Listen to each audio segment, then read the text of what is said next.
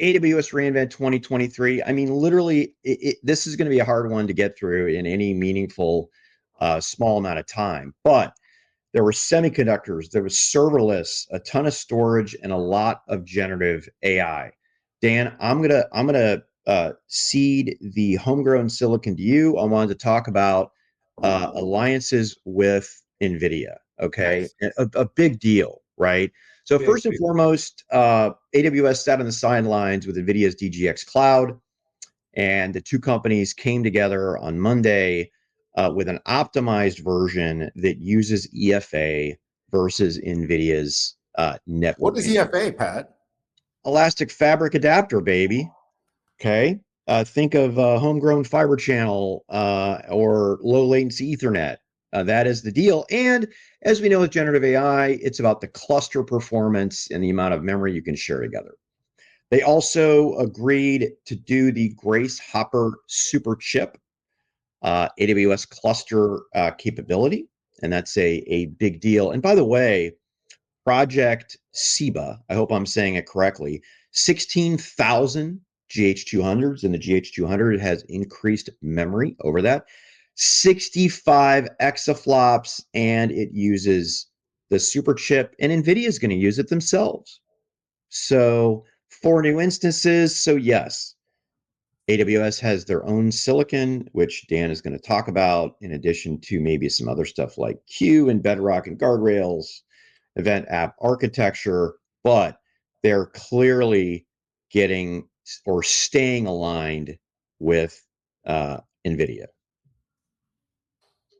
You're What good? else you got, Dan? We You good? good?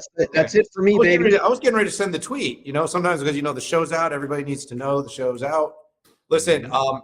everybody was waiting with bated breath, and yes, Jensen Huang and Adam Selipsky got on stage, shook hands, told stories, sung songs, built AI factories together, and then 2 slides later, Adam Selipsky showed a trillion parameter, highest performant, lowest power consuming Trainium 2 that the company is now bringing to the market. This follows the second generation Inferentia. It also went alongside with its newest fourth generation Graviton, not to mention its X number generation of Nitro. This company has been doing silicon. It's going on a decade now. And look, this is a really interesting inflection for the company. AWS is a meet the customer where they are company. It will and always will. I genuinely believe this offer all variants of silicon on demand to the customers based on the types of workloads, the different performance requirements, power usage, provenance, cloud strategy. And this year, though, it was really the showstoppers were those two things. Graviton 4, with incredible generation to generation improvements, Pat, incredible improvements. You're talking high double-digit percentages of efficiency, increased performance metrics. And on top of that, Pat, it really is the best economics, which if you're an AWS user and you have workloads that are favorable to an ARM environment, that's a really, really good thing. I think the company probably didn't lean into the sustainability aspect as much as I would have, because these are really big numbers and big improvements.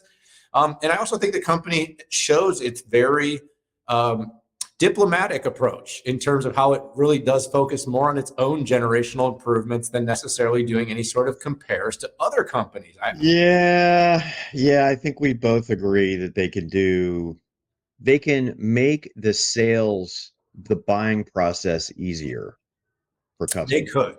They could. But having said that, I think they really respect their partnerships, just to the point of you starting off talking about NVIDIA.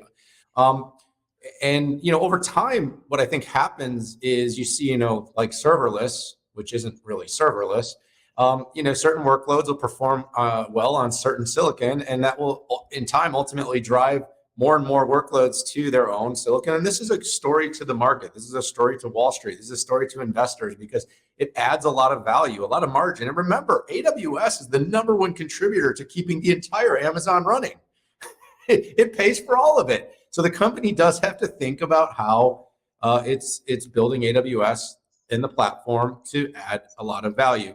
The Trainium solution, Pat, and just a quick note, because I know we got a lot of topics, so we got to keep this train rolling. But this is a very high performance piece of silicon And they will continue to advance. I think they understand NVIDIA's inherent advantages. It's further along in software, it's further along in certain development, and certainly with developer circles.